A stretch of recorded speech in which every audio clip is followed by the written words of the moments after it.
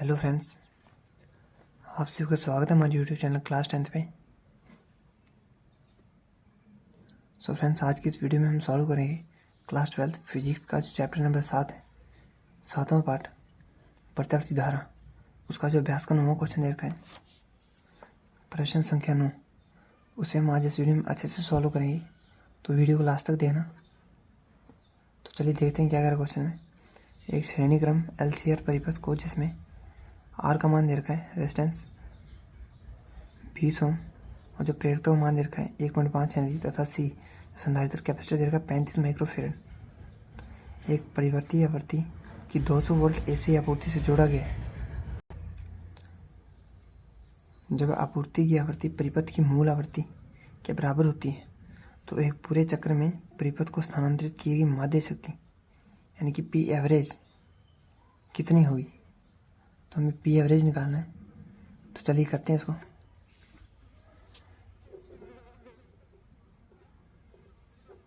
तो सबसे पहले हम लिखेंगे दिया है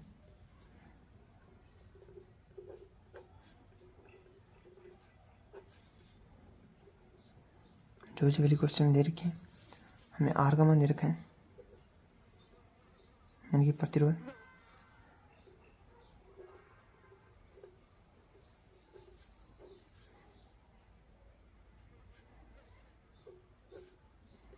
बीस ओम, प्रेरकत्व का मान दे रखा है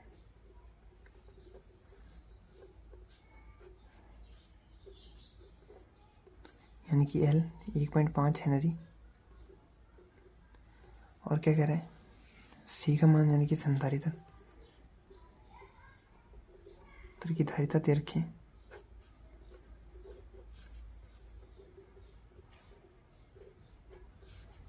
यानी कि C का मान 35 microfarad.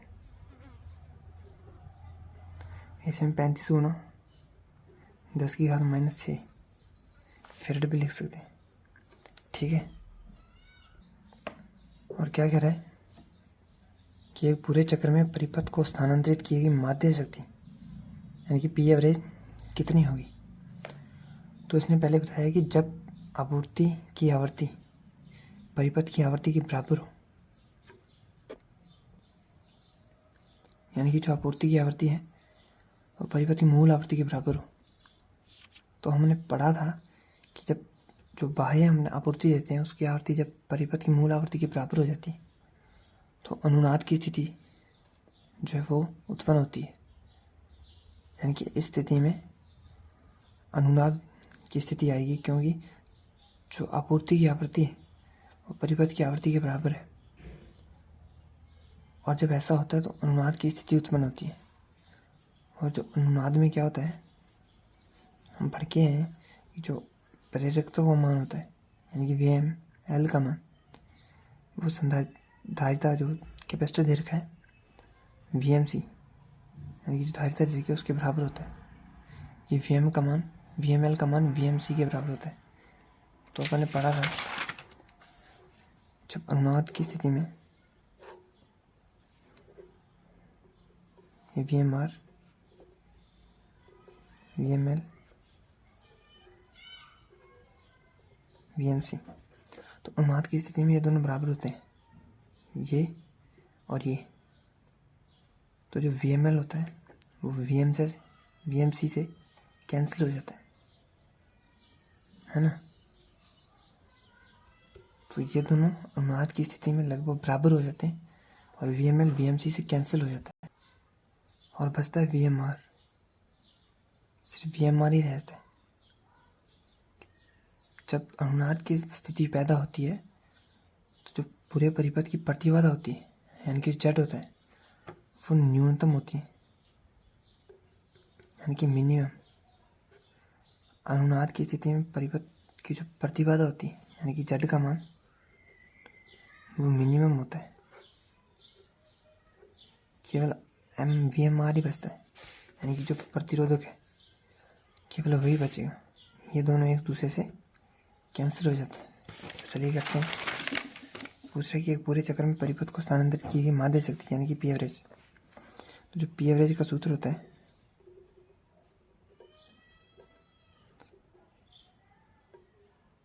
IRMS VRMS cos phi.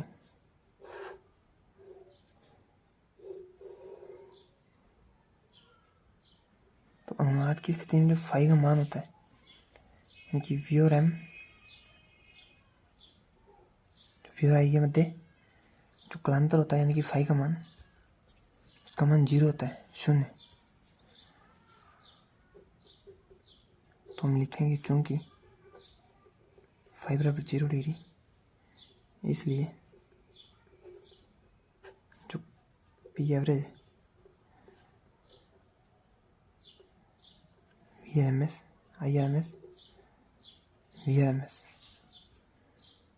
ठीक है।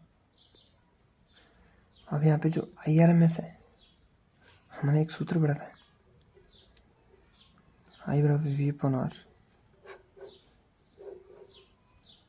तो जो IRMS है इसको हम VRMS/R लिख सकते हैं। जो IRMS है उसको VRMS/R लिख सकते हैं क्योंकि I बराबर V/R होता है। तो यहाँ से जो P का मान आएगा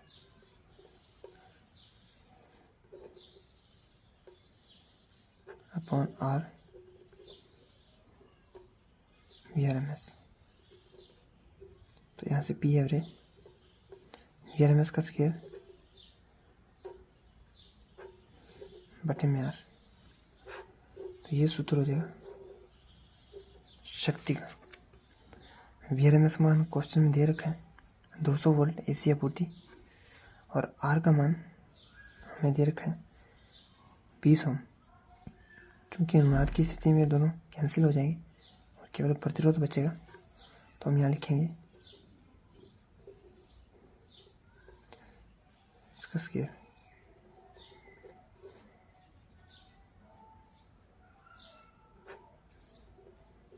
बीस, ठीक है।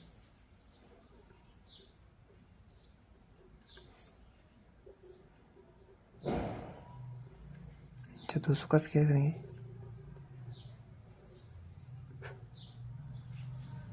बटे 20, 0 से 0 कट हो जाएगा और ये 2 4 से कट हो जाएगा, और जो P एवरेज आएगा, P एवरेज का मान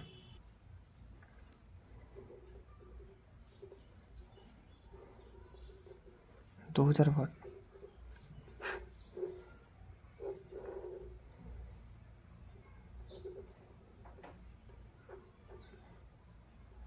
ठीक है, तो देख लीजिए